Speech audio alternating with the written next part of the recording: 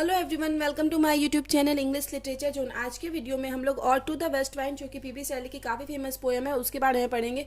तो वीडियो जो है काफ़ी इजी लैंग्वेज में होगा और वीडियो के थ्रू अगर आपका हेल्प होता है, वीडियो आपके सिलेबस का है, तो प्लीज़ आप लोग वीडियो को लाइक कीजिएगा, चैनल को सब्सक्राइब कीजिएगा और कमेंट करके बताइए वीडियो को कैसा लगा। और पीडीएफ चाहिए या वीडियो से रिलेटेड कोई डाउट है तो आप इंस्टाग्राम या जीमेल पे टेक्स्ट कर सकते हो।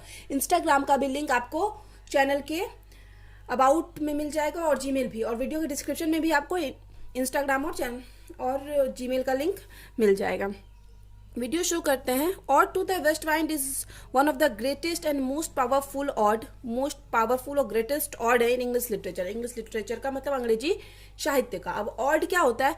ऑड एक ऐसा पोएम का फॉर्म होता है ना जो सिर्फ स्पेसिफिक मतलब कोई पार्टिकुलर चीज मतलब पर्सन और थिंग को के बारे में जिसमें बात की गई हो। ठीक है, तो वही होता है, फॉर्म होता है पोएम का ode, which is written by PB Shelley, जिसको कि लिखा गया है पीबी शैली के द्वारा। और to the west wind full name, जिनका की फुल नेम है Percy Bysshe Shelley. He was one of the major English romantic poet, one of the major English romantic poet थे। रोमांटिक एज में Wordsworth, PB Shelley और John Keats का मतलब नाम सबसे ऊपर लिया जाता है। एमंग हिज बेस्ट वर्क, उनके बेस्ट नोन वर्क मतलब उनका जो फेमस वर्क है उसमें कौन कौन सा शामिल है? ये है ओजोमंडियाश, To a Skylark, The Mask of Anarchy, The Cloud, The Spirit of Solitude and Adonais. शैली ऑल्सो रोड प्रोज। शैली मतलब पोएम के अलावा क्या क्या लिखे हुए हैं? प्रोज भी लिखे हुए, फिक्शन भी लिखे हुए, फिक्शन भी लिखे हुए, essay on political, social and philosophical issue, और ऐसे भी लिख रखे हैं जो कि पॉलिटिकल, सोशल और फिलोसफिकल इशू पे था, मुद्दे पे था। Robert Browning, Algernon, Charles Swinburne, Thomas Hardy and W.B. Yeats was much influenced with PB Shelley. ये जो पोएट है इंग्लिश लिटरेचर के काफ़ी फेमस पोएट है, वो काफ़ी इन्फ्लुएंस्ड मतलब प्रभावित थे पीबी शैली से और उनके वर्क से। फिर आगे है the poem was written in 1819। Poem को पहली बार लिखा गया था 1819 में, बट ओरिजिनली पब्लिश्ड इन 1820। लेकिन इसको पहली बार जो पब्लिश किया गया ओरिजिनली वो 1820 में किया गया। It is written in iambic pentameter, iambic pentameter में लिखा गया है इसको। आयम्बिक पेंटामीटर क्या होता है हम पहले एक्सप्लेन कर चुके हैं। दिस मीन्स, जिसका अर्थ है that most of lines contents, की ज्यादातर जो लाइन है 5 sets of 2 bits, her line में 5 सेट्स है 2 बिट्स का। The first of which is unstressed, जिसमें 5 सेट्स है जो 2 बिट्स का, तो उसमें एक बिट्स क्या है? फर्स्ट है unstressed and the second is stress, और दूसरा जो है स्ट्रेस्ड है। This poem is divided into 5 cantos. यहाँ पे कभी कभी आपको 5 पार्ट या 5 सेक्शन भी मिलेगा, तो 5 कैंटोज में डिवाइड किया गया है या 5 सेक्शन में। ईच पार्ट कॉन्टेंट्स 5 स्टांजा, हर पार्ट में मतलब 5 पार्ट में डिवाइड है, और फिर हर पार्ट में इसमें 5 स्टांजा भी है, मतलब काफी लंबी पोएम हो गई। 4 3 लाइन स्टांजा, मतलब 4 जो है 3 लाइन वाली स्टांजा है, एंड 2 लाइन्स कपलेट, और 2 लाइन की कपलेट है हर पार्ट में। जो 5 सेक्शन में डिवाइड है तो हर पार्ट में 5 स्टांजा, उस 5 स्टांजा में 4 3 लाइन की स्टांजा और 1 कपलेट यानी 2 लाइन की स्टांजा है। The rhyme scheme in each part follows as terza rima. एक राइम स्कीम का जो पैटर्न है वो टेर्जा रीमा राइम स्कीम का पैटर्न फॉलो करती है, हर पार्ट का जो लाइन है। The 3 lines rhyme scheme employed by Dante, ये एक 3 लाइन की राइम स्कीम है जो कि डेंथ काफ़ी फेमस पोएट, डेंटे काफ़ी फेमस पोएट थे, इटालियन पोएट थे, और इनके बारे में बहुत कम मतलब इंग्लिश लिटरेचर के सब्जेक्ट में आता है। तो ये किस टाइम के पोएट थे ना? 13th सेंचुरी के। नॉर्मली हम लोग 15th-16th सेंचुरी से ज़्यादा पढ़ना शुरू करते हैं इंग्लिश लिटरेचर को, बट ये 13th सेंचुरी के पोएट थे डेंटे। तो उन्हीं के द्वारा जो 3 लाइन का जो राइम स्कीम दिया गया उसी पे ये पोएम बेस्ड है। तो हम लोग समझते हैं कि कैसे हम जो चीज़ एक्सप्लेन किए ना वही चीज़ आपको हम दिखा रहे हैं कि पोएम कैसे लिखा गया है। टू द वेस्ट वाइंड आप देख सकते हो, ये मिस्टिक ड्रम की पोएम की बुक है, काफ़ी फेमस पोएम है, मतलब कोई भी इंग्लिश ऑनर्स के लिए तो इम्पॉर्टेंट है, बट ये मिस्टिक ड्रम की पोएम है, इसमें बहुत सारा पोएम लिखा हुआ है। ठीक है, तो इस वजह से हम कभी खरीदे हुए थे जब हमको पढ़ाई करना था। तो और टू वेस्ट वाइंड आप देखो, ये 1 पार्ट, 2 पार्ट, 2 के बाद 3 पार्ट, 4 पार्ट और 5th पार्ट में डिवाइड है, और हर पार्ट में हम क्या बोले 3-3 लाइन का 4 स्टैंजा है, 1 2 3 4, और 1 कपलेट है, 1-2 लाइन का कपलेट है। और फिर हम अभी बोले कि ये टेर्जा रीमा राइम स्कीम फॉलो करता है। अब टेर्जा रीमा राइम स्कीम क्या होता है? जैसे अब एंड का वर्ड देखो, यहाँ क्या लिखा हुआ है? बीइंग, डेड और फीलिंग। तो बीइंग और फीलिंग मिलता जुलता है, तो यहाँ पे ए कर देंगे और ये हो जाएगा बी। तो फर्स्ट सेक्शन का क्या हो गया राइम स्कीम? ए बी ए, और फिर ये बी वाला जो डेड था वो रेड और बेड से मिलता जुलता है, तो यहाँ पे बी भी हो जाएगा, और ये एक नया दाव जो नया है वो शी हो जाएगा। तो इस सेकेंड लाइन का हो जाता है बी सी बी। और थर्ड लाइन पे आते हैं, दाव, दाव से रिलेटेड यहाँ पे हो जाएगा शी, लाव और ब्लो, लो और ब्लो, तो यहाँ पे ये नया आ जाएगा डी, तो डी सी डी आ जाएगा। फिर आगे है, ये हो जाएगा मतलब डी से रिलेटेड होगा अंटिल, फिल और हिल, और ये नया एयर वाला आ जाएगा, तो डी ई डी। फिर आखिर में है वेयर हेयर, एयर से रिलेटेड है वेयर हेयर, तो ये हो जाएगा ई वेयर हेयर। तो आखिर में आपको हो गया ई। तो यही टेर्जा रिमा राइम स्कीम फॉलो करता है, जो नॉर्मली ऊपर का 3 लाइन है, और सब सेम में यही चीज़ रिपीट हो रहा है हर कैंटोज में, हर पार्ट में। ठीक है, काफ़ी लंबी पोएम है, आप देख सकते हो पूरा यहाँ से शुरू है। और फिर ये बुक अवेलेबल नहीं हो पाया था मार्केट में, इस वजह से मुझे ऐसे कॉपी जीरोक्स करवाना पड़ा था। ये यहाँ से यहाँ तक है, 2012 और 16 में आया भी है इस पोएम का लाइन, तो याद रखिएगा ये यहाँ तक पोएम है। तो इस तरह से हम समझ गए कि पोएम कैसे लिखा हुआ है, किस फॉर्म में लिखा हुआ है, टेर्जा रिमा क्या होता है। In the first cantos of this poem, इस पोएम के फर्स्ट कैंटोज में यानी फर्स्ट पार्ट में the poet describes a natural phenomena, एक नेचुरल घटना को दिखाते हैं, journey of life from birth to death, एक लाइफ के जर्नी को दिखाते हैं, एक बर्थ से लेके डेथ तक के जर्नी को। The poet talks about the capabilities, poet बात करते हैं कैपेबिलिटीज के बारे में, योग्यता के बारे में, टू ऑफ विंड, विंड की कैपेबिलिटीज के बारे में बात करते हैं। तो ये जो विंड है ना, इसको हम बार बार मतलब एक बचपन से हैबिट है वाइंड बोल जाते हैं, तो आप लोग थोड़ा उस चीज़ के लिए मतलब प्लीज़ मतलब कि प्रोनाउंसिएशन सही कर लीजिए। तो विंड है कन्फर्म है, इसको कभी कभी मतलब हो सकता है नोट्स के में वाइंड में से निकल जाए। The wind is invisible, wind क्या है, इनविजिबल है, हवा इनविजिबल है, कोई देख नहीं सकता। ये it can scatter the lips, फिर भी ये क्या करती है, लिप्स जो है पत्ते को स्कैटर यानी पूरा फैला देती है, बिखेर देती है। He describes colours of lives, poet describe करते हैं लिव्स के कलर्स को, yellow, black, white and red के रूप में। The wind moves them like sick people, wind क्या करती है, हवा पत्तों को सिक पीपुल की तरह मूव करवाती है, कि पत्तों में कोई जान नहीं है, जहाँ चाहे उसको हवा ले जा सकती है। He uses this example in his ode, poet अपने ऑड में, अपनी पोएम में जो यूज करते हैं इस एग्जाम्पल को, for the purpose of explanation, इस उद्देश्य से, इस चीज़ को एक्सप्लेन करने के लिए, of the role of west wind, west wind जो पश्चिम की हवा होती है उसको, उसके रोल को एक्सप्लेन करने के लिए यूज करते हैं ये सिक पीपुल वाला example. Leaves can not move spontaneously, मतलब लिव्स जो होते हैं पत्ते वो खुद से नहीं मतलब मूव करते हैं। देयरफॉर इट इज विंड, इसलिए ये जो हवा है, which helps them to move from one point to another point, हवा जो है क्या करती है, हेल्प करती है उनकी वन पॉइंट से अनदर पॉइंट मूव करने में।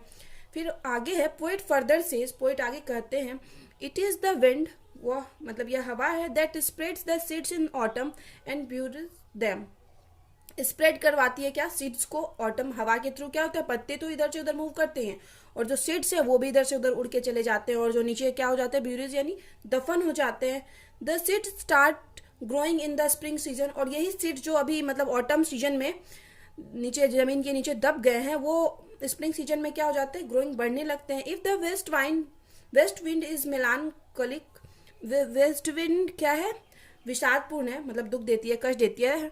Then at the same time, और वहीं तो दूसरी तरफ, it causes the growth of new plant, new plant का ग्रोथ भी होता है इस टाइम ऑन द अर्थ पे। जैसे वेस्ट विंड के टाइम क्या होता है ना, पश्चिमी हवा जब चलती है, पत्ते पेड़ से गिरते हैं, सूख जाते हैं, और फिर वेस्ट विंड उसको एक जगह दूसरी जगह उड़ा के ले जाती है। तो इस तरह से वो सेम चीज़ सीड के साथ भी होता है, बीज के साथ भी होता है।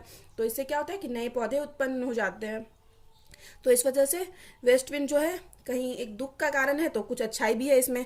अपार्ट फ्रॉम दिस, इस चीज़ के अलावा, west wind also spreads the fragrance of flowers, waste wind क्या करती है, पश्चिमी हवा फ्लावर के फ्रेग्रेंस को भी स्प्रेड करती है, फैलाती है। While scattering them here and there, तो जब फ्लावर्स को वो एक जगह से दूसरी जगह ले जाती है, तो उसका जो हवा है, सुगंध है, वो भी मतलब फैल जाता है चारों तरफ। फिर है आगे second cantos, in second cantos वहीं दूसरे सेक्शन में, पोएट सेज दैट, पोएट कहते हैं कि we see wind as an alive object of nature, कि पोएट जो है वाइंड को अलाइव ऑब्जेक्ट, एक जीवित ऑब्जेक्ट मानते हैं नेचर का, विच performs an action for the welfare of society and humanity, जो कि मतलब एक्शन यानी काम करती है वेलफेयर, कल्याण के लिए सोसाइटी और ह्यूमैनिटी के। Wind not only scatters the leaves, सिर्फ पत्तों को ही नहीं मतलब बिखेरती है, इधर से उधर ले जाती, but also moves the clouds in the sky, sky में जो बादल हैं उनको भी हवा एक जगह से दूसरी जगह ले जाती है उड़ा के। Without winds leaves and flowers are powerless on earth, बिना हवा के जो लिप्स हैं, पत्तियां हैं और फ्लावर है वो पावरलेस है, उनके अंदर कोई पावर नहीं है। It seems that the poet just praises the beauty and duty of the west wind, तो ऐसा यहाँ पे प्रतीत होता है कि पोएट क्या कर रहे हैं, प्रेजेज यानी प्रशंसा कर रहे हैं वेस्ट वाइन की ब्यूटी की और ड्यूटी, उसके काम मतलब ब्यूटी यानी सुंदरता की और कर्तव्य की, ऑफ द वेस्ट विंड पश्चिमी हवा की, which helps the clouds to move a specific location, जो कि क्लाउड्स की मदद करती है एक स्पेसिफिक लोकेशन में मूव करने में, जाने में, and causes rain on earth, जिस वजह से क्या होता है अर्थ पे रेन होती है, बारिश होती है।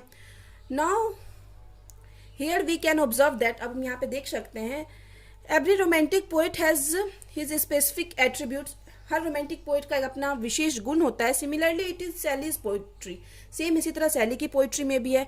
Characteristic that he blows soul in different object of nature, की सैली की पोइट्री में भी ये विशेषता है क्या कि वो नेचर के ऑब्जेक्ट में भी क्या कर देते हैं, शोल डाल देते हैं, आत्मा डाल देते हैं, कि वो सब कुछ लगने लगता है जीवित सा, उस चीज को आप फील करने लगोगे। रोमांटिक पोएट्री की यही खास बात है, इस वजह से बहुत सारे जो क्रिटिक्स हैं ना इसकी आलोचना भी करते हैं, तो बहुत सारे पोएट सपोर्ट भी करते हैं।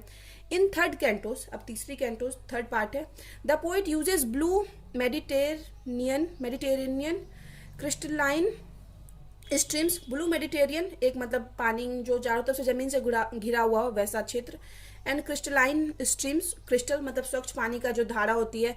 आइजल ऑफ बेज, बे एक खाड़ी की बात करते हैं। Places and towers are beautiful image in this stanza, third stanza में मतलब इन सब प्लेसेस का और टावर्स मीनारों का यूज किए हुए पोएट ब्यूटीफुल इमेज दिखाए हुए हैं इमेजिनेशन के through. He imagines the presence of wind on this those area, poet imagine करते हैं कि वो सारे जो एरिया है ये ब्लू मेडिटेरियन क्रिस्टलाइन स्ट्रीम्स, ये यहाँ भी क्या होगा, वेस्ट वाइंड जाती होगी, पश्चिमी हवा जाती होगी, and shows the look and feel of those places when wind blows, और वो चीज़ को मतलब फील करवाते हैं और मतलब और इमेजिन करवाते हैं कि वो प्लेस कैसा लगता होगा, कैसा फील देता होगा जब वहाँ वेस्ट वाइंड जाती है। फिर आगे है, he ends in stanza with the sentence, ये जो थर्ड स्टांजा है उसको पोएट एंड करते हैं इस सेंटेंस ओ हियर के साथ, ऑन ओ हियर के साथ ये एंड करते हैं सेंटेंस को। इट मीन्स, जिसका क्या अर्थ होता है, that he is trying to talk to the wind, वो क्या पोएट विंड से बात करने की कोशिश करते हैं। As he was imagined it was a lively human creature, क्योंकि पोएट इमेजिन करते हैं कि जो वेस्ट वाइंड है वो लाइवली है, जीवित क्रिएचर है। All the things in this stanza, इस स्टांजा में जितनी भी चीज़ें शो करवाई गई है जो हम पहले बात किए हैं, that sensation is prominent feature of सैलीज poetry, और जो हम लोग फील कर पाते हैं पोएम को पढ़ने के बाद या एक्सप्लेनेशन को पढ़ने के बाद, वही सेंसेशन अनुभव पोएट सैली की पोइट्री की विशेषता थी, प्रमुख बनाती है। हिज स्ट्रॉन्ग इमेजिनेशन, पोएट की जो स्ट्रॉन्ग इमेजिनेशन है, aids him to the list of the most romantic poet, उनको ऐड करती है मोस्ट रोमांटिक पोएट के लिस्ट में in the history of English literature के इतिहास में। इन फोर्थ कैंटोज में we can see that romantic poets like Wordsworth, हम लोग देख सकते हैं कि रोमांटिक पोएट वर्ड्सवर्थ की तरह consider that it is their prime duty to explore the nature, की रोमांटिक पोएट जो वर्ड्सवर्थ हैं वो अब समझते हैं, क्या समझते हैं कि उनका ड्यूटी है, क्या ड्यूटी है कि नेचर के बारे में लिखना, नेचर को एक्सप्लोर करना अपना ड्यूटी समझते हैं, मुख्य duty. They escape from the realistic world, वो क्या करते हैं, रियलिस्टिक वर्ल्ड से एस्केप मतलब दूर रहते हैं। इसी वजह से क्रिटिक जो हैं, बहुत सारे आलोचक इनकी आलोचना करते हैं, बहुत सारे पोएट, क्योंकि वो लोग रियलिस्टिक चीज़ों पे बात नहीं करते हैं, हवा ये वो फीलिंग्स के बारे में बात करते हैं ज़्यादातर। इस वजह से बहुत सारे लेखक जो हैं इनकी आलोचना भी करते हैं। The poet does the same in this ode, poet भी सेम किए हुए हैं, बहुत ज़्यादा इमेजिन किए हुए हैं, रियलिस्टिक वर्ल्ड को छोड़ दिया, एस्केप किए हुए हैं। He escape from the harsh world, इस हार्श वर्ल्ड जिसमें कि बहुत ज़्यादा दुख दर्द है, उसको एस्केप मैंने इसको छोड़े हुए हैं। And feels himself in the arm of wind, और फील कर रहे हैं कि वो खुद किसके आर्म्स में है, विंड के आर्म्स में है, हवा के।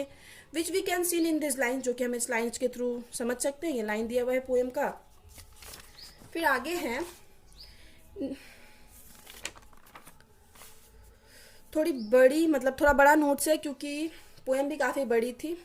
इन एबव मेंशन लाइन्स, हम लोग एबव मेंशन लाइन्स में जो भी लाइन अभी पोएम का हम दिखाएं उसमें हम लोग देख सकते हैं poet wishes to fly with west wind, poet क्या वेस्ट वाइंड के साथ क्या करना चाहते हैं, फ्लाई करना चाहते हैं, and wants to see each and every place, और वो सारा प्लेस देखना चाहते हैं, explanation of which he gives in last stanza, जो कि वो तीसरे स्टैंजा में जो भी प्लेस का नाम लेते हैं वो सारा प्लेस देखना चाहते हैं, वो भी कैसे, वेस्ट वाइंड के साथ उड़ के जाके देखने की बात करते हैं। तो पूरा पोइट इमेजिन कर रहे हैं ऑफ द ऑड में। He request the wind to take him with it, वो विंड से यानी हवा से रिक्वेस्ट करते हैं कि मुझे भी अपने साथ ले चलो। रियलिटी इज हार्श, रियलिटी जो होता है बहुत हार्श होता है, बहुत दुख देता है। Because expectation hurts a person, expectation क्या करता है, लोगों को हर्ट करता है, टू मच, बहुत ज़्यादा, हेंस, और यही कारण है, इसलिए escapism is the only solution of every such problem. तो सारे प्रॉब्लम का एक ही सॉल्यूशन पोइट के अनुसार है, escapism। तो बट ऐसा रियलिटी में नहीं होता है, हम हर चीज़ को escape नहीं कर सकते अपने सारे प्रॉब्लम को, और escape करेंगे तो बार बार सेम चीज़ आएगा। बट ये रोमांटिक पोइट है तो इमेजिनेशन पे बेस्ड बात कर रहे हैं। This escapism shows the most important characteristic of romantic poetry, romantic poetry की मोस्ट इंपॉर्टेंट कैरेक्टरिस्टिक को दिखाती है, विशेषता को दिखाती है। Poets desire to fly a far away land, poets का डिजायर है कि वो मतलब लैंड पे बहुत दूर जाए। Which is free from the pains, जो कि फ्री हो पेन से, माइजरीज से, of life is evident that he loves fantasies, मतलब जो भी लाइफ में पेन है, माइजरीज है, उससे क्या हो, फ्री हो, वहां पे जाना चाहते हैं, वैसे लैंड में जाना चाहते हैं। दैट ही लव्स फैंटेसीज, क्योंकि पोइट जो है फैंटेसीज को लव करते हैं, पसंद करते हैं। He praise to the west wind, इस प्रकार पोइट क्या करते हैं, वेस्ट विंड से प्रे करते हैं, प्रार्थना करते हैं, to left him and take him away from the stubborn miseries of life, की लाइफ में जो इतना सारा दुख दर्द है, कष्ट है, जो कि कभी जाता ही नहीं है, जिद्दी है, स्टबर्न यानी जो कि जाता ही नहीं है, और जाता भी है तो फिर तुरंत आ ही जाता है। तो इस वजह से पोइट करते हैं प्रे कि मुझे वैसे जगह पे ले चलो जहाँ पे ये दुख दर्द कष्ट ना हो। इन द फाइनल और फिफ्थ कैंटोज, फाइनल और फिफ्थ कैंटोज में the poet portrays theme of melancholy, poet portrays करते हैं थीम मेलानकलिक, दया को दिखाते हैं, डिस्पोंडेंस, मायूसी को दिखाते हैं। The poet knows that, poet जानते हैं, that he can never fly like the wind, कि पोइट जो है विंड की तरह कभी फ्लाई नहीं कर सकते, but he wishes to do so, लेकिन पोइट का विश है वो ऐसा करे। हाउएवर, हालांकि, when he realize that he can not go with him, जब पोइट को रियलाइज होता है कि वो वेस्ट विंड के साथ नहीं जा सकते, ही बिकम सैड, पोइट उदास भी हो जाते हैं। इमेजिनेशन बहुत ज़्यादा है पोइट की। फिर आगे है, nature always attract romantic poets, nature जो है रोमांटिक पोइट्स को हमेशा से अट्रैक्ट करता रहा, hence he insist on going with it, इस वजह से पोइट्स भी इसके साथ जाने की बात करते हैं।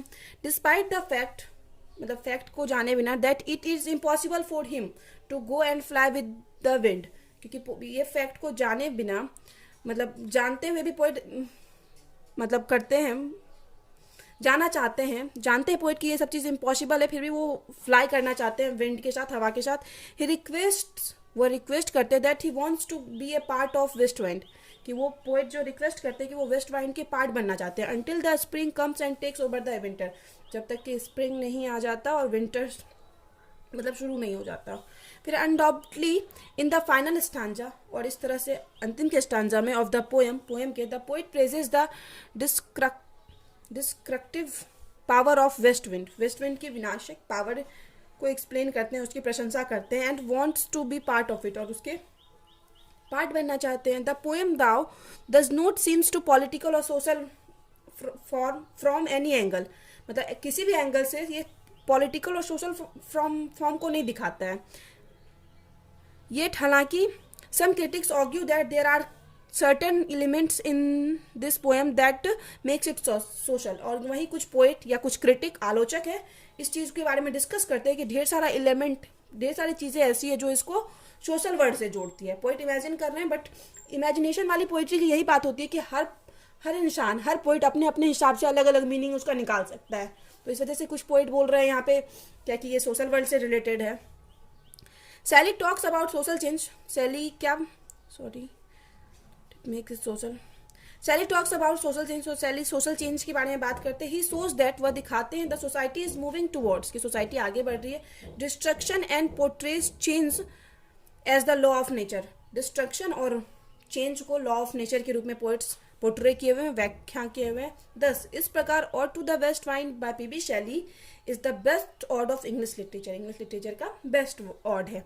तो यहाँ पे वीडियो खत्म होता है। वीडियो को अच्छा लगा, आपके सिलेबस का है, तो प्लीज़ वीडियो को लाइक कीजिएगा, चैनल को सब्सक्राइब कीजिएगा, कमेंट करके बताइए वीडियो आपको कैसा लगा, और PDF चाहिए तो आप इंस्टाग्राम और जीमेल पे मेल कर सकते हो। दोनों का लिंक आपको पता ही है कहाँ मिल जाएगा। तो मिलते हैं नेक्स्ट वीडियो में नेक्स्ट टॉपिक के साथ।